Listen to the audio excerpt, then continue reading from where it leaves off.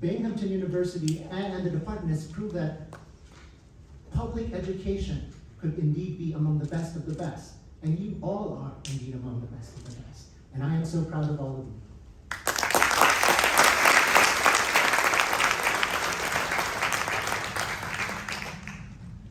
Many times there comes a little bit of confusion when it comes to the program and what we are studying.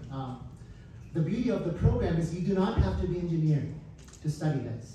And one thing which you would come across is all of us have different degrees. If you come from a medical background like me, you would have an executive degree in systems science. If you come from an engineering degree, you would have an executive degree in systems engineering. And of course, for our industrial engineers, you would have an executive master's degree in industrial engineering, and we all have a concentration in health systems. And oftentimes, I would find myself explaining to people what it is which we actually study. And I have this joke which sort of brings you into the mind of a systems engineer. So for all illustrative purposes, I would be using the term systems engineer. Just keep in mind that I am referring to all 3 degrees. So a mathematician, a physicist, and a systems engineer were all given 3 identical rubber balls. So they were told they can have anything they want and all the time they need, and all they have to do is to calculate the volume. So the mathematician, he gets a rubber ball, he measures the circumference, he divides that by 2 times pi to get the radius. He cubes that, he multiplies by pi again, and then he multiplies by 4/3 and thereby calculates the volume. So the physicist, he gets a bucket, he fills it with a gallon of water, and with a rubber ball, he drops it in the gallon of water, and he measures the displacement to 6 significant figures. And the systems engineer, he gets the rubber ball, he sees a serial number, and then he Googles it.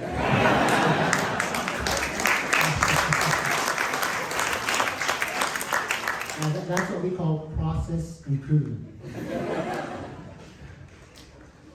Forbes magazine came out with an article recently hailing engineers as the unsung heroes of the pandemic. Of course, we've heard about frontline workers, we've heard about doctors, nurses, public health specialists, and researchers. But for systems engineers, they have made valuable contributions to process improvement, of course, which isn't just looking at the rubber ball and Googling it, but to supply chain management, data analytics, dashboards, and mobile apps. And with 1 million Americans dying of COVID-19, what was initially thought as the great equalizer, it easily proved that long existing inequalities which have affected immigrants and Black and brown communities haven't been addressed. And for us systems engineers, this is an indicator of a system which needs streamlining. Learning from the mistakes of the pandemic moving forward, we need to engineer systems which enhance collaboration and leadership among the various public health agencies. We need to engineer systems which provide a continuous stream of finances, which meet the need of the communities. We need to engineer systems which provide a way for real-time data exchange so that the response can be accurate and real-time as well. And of course, we need to engineer systems which help combat misinformation so that we can rebuild public trust.